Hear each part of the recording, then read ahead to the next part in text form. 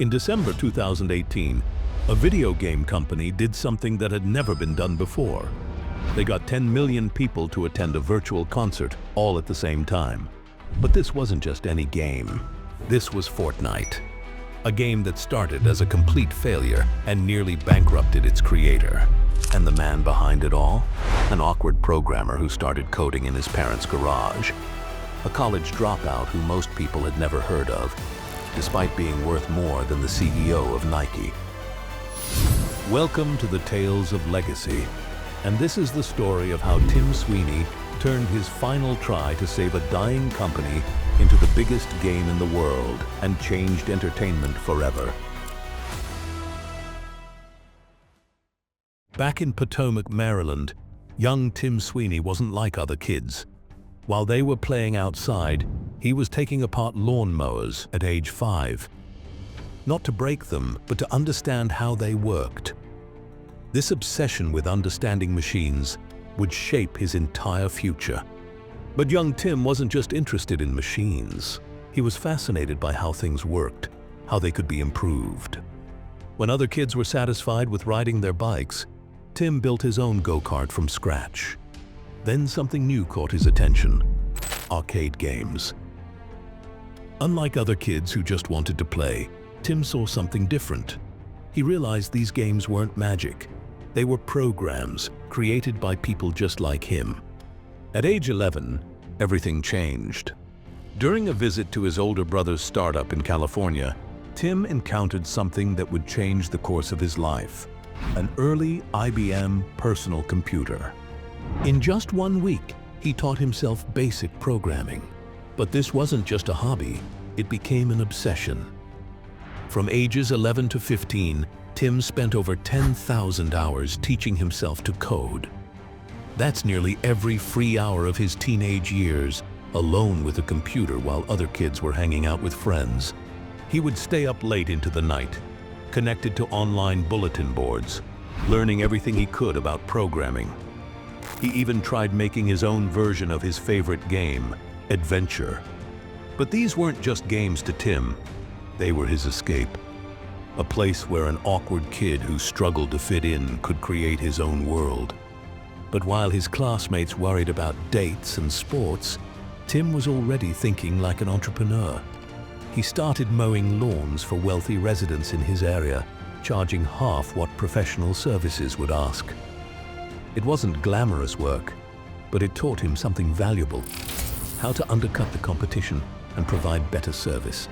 By the time he entered the University of Maryland in 1989, Tim had already spent more time programming than most computer science graduates, but his father, who worked for the Defense Mapping Agency, had other plans. He wanted Tim to become an engineer. What his father didn't know was that the IBM PC he gave Tim wouldn't be used for engineering homework. It would become the beginning of a gaming empire. Though at the time, nobody, not even Tim, could have imagined what was coming next. While still in college, Tim tried starting his first real business, Potomac Computer Systems, running it from his parents' basement. The plan? Offer computer help to locals. The reality? Almost no one called. But instead of giving up, Tim did something that would change his life. He started working on a game. Not just any game, but something he called ZZT. The only problem? He didn't even have the right tools to make it. So he did what any obsessed programmer would do. He built his own tools, created his own text editor, spent countless nights coding while his college work piled up. His first testers? College friends and neighbors. When they actually enjoyed playing it, Tim saw a possibility. Maybe he could sell this. But how do you sell a game when you're just a kid working from your parents' basement? That's when Tim discovered something called shareware. A way to give part of your game away for free, then charge for the rest. He reached out to Scott Miller, a successful shareware publisher, for advice. Then, with his father helping to mail out orders, Tim started selling ZZT. The game started making about $100 a day. Not much by today's standards, But for a college kid in his parents' basement, it was enough to make him think bigger, much bigger. Then came the moment that would change everything. Looking at his growing sales, Tim made the hardest decision of his life. He dropped out of college. His parents thought he was throwing his life away. His friends thought he was crazy. But Tim saw something they didn't. He renamed his company to Epic Mega Games, later admitting it was kind of a scam to make it look like we were a big company. In reality, it was still just Tim, alone in a basement, dreaming of something bigger. But dreams don't pay bills. Even as his company grew, Tim kept mowing lawns to make ends meet. He would continue doing this until 1999, 10 years after starting his company. 10 years of living in his parents' basement while trying to convince the world his mega company was real. What no one knew was that this was just the beginning. Tim Sweeney's biggest challenges and biggest failures were still ahead. Epic Mega Games wasn't mega at all. It was Tim and a small team he'd recruited through online bulletin boards, including a 17-year-old kid named Cliff Blazinski, who would later become crucial to the company's success. But while other game companies were working out of fancy offices, Tim was still in that basement. The mega company's worldwide headquarters, his parents' house in Maryland. They released games like Jazz Jackrabbit and Epic Pinball. They were making money, but Tim saw a problem coming. A big one. The gaming industry was changing. 3D graphics were taking over, and Epic's 2D games wouldn't cut it much longer. That's when Tim made another huge gamble. Instead of just making games, he decided to build something bigger, a tool that would help create games. Something called the Unreal Engine. For 3.5 years, Tim and his team worked on this new technology. 3.5 years of uncertainty. 3.5 years of learning how not to make a 3D game, as Tim would later put it. Meanwhile, the industry was not waiting. Bigger companies with more money were pushing technology forward. Epic was betting everything on this engine, and failure would mean the end of the company. Then, in 1998, they released Unreal, not just a game, but a showcase for their engine. The risk paid off. The game was a hit, but more importantly, other companies wanted to use their engine to make their own games. Epic had found its golden ticket.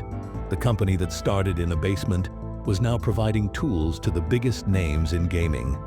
But success came with its own problems. They moved out of the basement and into real offices. Changed the name from Epic Mega Games to just Epic Games. They were finally becoming the mega company they had pretended to be years before. But Tim Sweeney knew that they cannot slow down. He had seen how quickly the industry could change. And as the 2000s approached, those changes would push Epic to the brink of disaster. By the mid-2000s, Epic Games had hit its stride. Their Gears of War series was selling millions. The Unreal Engine was the industry standard. They had finally made it. Then everything changed. Mobile games exploded. Free-to-play took over. The industry Epic had mastered was disappearing. The numbers were terrifying. Traditional game sales were plummeting. Epic's engine licenses were drying up. The company that Tim had built over 20 years was starting to crumble. Talented developers started leaving. The same engine that had once revolutionized gaming was now too expensive and complicated for the new wave of mobile developers. Epic was bleeding money and talent. Tim faced a choice: adapt or die. The company needed to change everything: their engine, their games, their entire business model. But change meant risk, and risk meant possibly losing everything they'd built. In a decision that shocked the industry, Epic cut the price of their engine from hundreds of thousands of dollars to just $19 per month. Everyone thought they were crazy. How could they survive charging so little?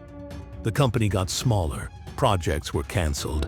Epic's headquarters, once bustling with hundreds of employees, started to feel empty. The mega company was shrinking back to its basement days. To survive, Tim had to do something he avoided his entire career: give up part of his company. In 2012, Chinese tech giant Tencent bought 40% of Epic Games for $330 million. It was survival money. But Tim wasn't done. He had one more idea, one last chance to save his company. It would be their biggest gamble yet. A new game that would combine everything they learned over the last 25 years. They called it Fortnite. And at first, it looked like it might be Epic's final failure. Epic poured everything into Fortnite. Their money, their technology, their future. The plan? Create a zombie survival game where players could build forts and defend against hordes. But after 6 years of development, something was wrong. The game wasn't fun. Player feedback was brutal. The project that was supposed to save Epic was becoming another very expensive failure. Then, in early 2017, something caught Tim's attention. A game called PlayerUnknown's Battlegrounds was exploding in popularity. 100 players, one winner, last person standing. Tim gathered his team for an emergency meeting. He had a crazy idea. What if they took their failing game and in just 2 months transformed it into something completely different? The next 2 months were an absolute chaos. Developers worked around the clock. They took Fortnite's building mechanics and combined them with PUBG's Battle Royale concept. It was a massive gamble. Either it would save the company, or it would be their last mistake. On September 26, 2017, they released Fortnite Battle Royale and made it completely free to play. The gaming industry thought Epic had lost its mind. How could they give away a game they'd spent so much money developing? Then, something incredible happened. Within 2 weeks, 10 million people were playing. By January, it was 45 million. Epic's last-ditch effort wasn't just working, it was becoming a global phenomenon. Suddenly, kids everywhere were doing Fortnite dances. Celebrities were playing it. Professional athletes were celebrating with Fortnite moves. The free game made $2.4 billion in its first year. Epic wasn't just saved, it had revolutionized gaming once again. The awkward programmer who started in his parents' basement had done the impossible. But for Tim Sweeney, this was not the end of the story. It was just the beginning of something even bigger. Fortnite wasn't just a game anymore. It was becoming its own virtual world. A place where 28 million people would watch Travis Scott perform in a virtual concert. Where Marvel superheroes would battle it out. Where even Christopher Nolan would premiere movie trailers. The numbers were staggering. Over 350 million registered players. Players spent more than $5.1 billion on Fortnite in just 1 year. In 2021, Epic Games was valued at $31.5 billion. And Tim Sweeney, the awkward programmer from Maryland, was now worth $10 billion. But unlike other tech billionaires, he wasn't buying mansions or supercars. Instead, he was purchasing vast forests in North Carolina, over 50,000 acres, to protect them from development. Epic wasn't just making money. It was changing how the entire industry worked. Their Unreal Engine was being used to create virtual sets for shows like The Mandalorian. Architects were using it to design buildings. Car companies were using it to design new vehicles. The shy kid who once pretended his basement company was mega was now running one of the most influential companies in entertainment. This time, he wasn't pretending. But despite all the success, despite the billions, Tim Sweeney hasn't changed much. He still codes, still drives an old car, still spends his free time hiking in the forests he's saved. And Epic Games? That one-person basement operation now employs thousands of people worldwide. The fake mega company had become truly mega after all. Some people call Tim Sweeney's story a success. Others call it luck. But what he really did was simpler than that. He kept betting everything on the future, even when everyone thought he was wrong. From a basement programmer pretending to be a mega company, to a college dropout mowing lawns to keep his dream alive, to betting his company's survival on a free game. Tim Sweeney never stopped taking risks. But perhaps what's most surprising isn't Tim's success, it's what he's done with it. While other tech billionaires race to build spaceships, Tim is buying forests. The same attention to detail that once went into programming games now goes into protecting wilderness areas. But at his core, he's still that kid from Maryland who just wanted to make things work better. Still spending hours coding, still thinking about what's next, still trying to change the world one line of code at a time. Sometimes the biggest changes come from the most unlikely places. Sometimes the weird kid taking apart lawnmowers becomes a tech visionary. And sometimes all it takes is the courage to keep betting on your vision, even when you're working from your parents' basement. This is Tales of Legacy, and this was the story of how Tim Sweeney changed gaming forever. YouTube thinks that you will like the video on the left. Check it out. Thanks for watching, and till next time.